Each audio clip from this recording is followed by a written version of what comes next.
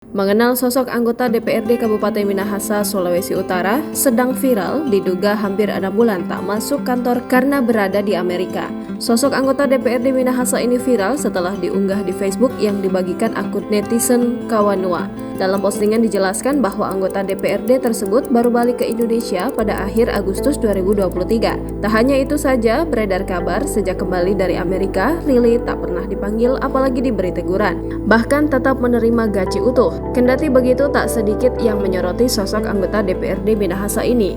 Lantas siapakah sosoknya? Anggota DPRD Kabupaten Minahasa, Sulawesi Utara ini bernama Natalia Rili Rompas. Diketahui, Rili Rompas juga merupakan bakal calon legislatif dari PDIP yang akan maju dalam pemilu 2024. Sayangnya, ia tidak ikut saat mendaftar di KPU Minahasa bersama-sama dengan pengurus DPC PDIP Minahasa pada 11 Mei lalu.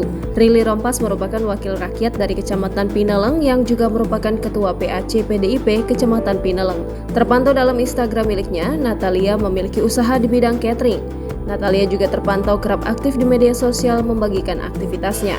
Kepergian Natalia Rili Rompas selama hampir 6 bulan ini disebut sudah meminta izin. Hal ini disampaikan langsung oleh Sekretaris DPRD Minahasa, Ria Suwarno, memberi komentar. Ia mengatakan bahwa Rili Rompas ke Amerika sejak Mei 2023 dan kembali ke Minahasa pada akhir Agustus 2023. Ria Suwarno menyebut selama bepergian ke luar negeri, Rili Rompas telah membuat surat izin.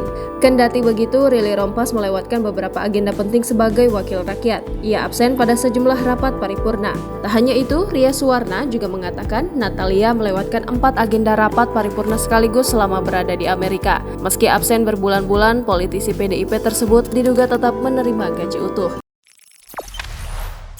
Jangan lupa subscribe, share, komen, dan like ya.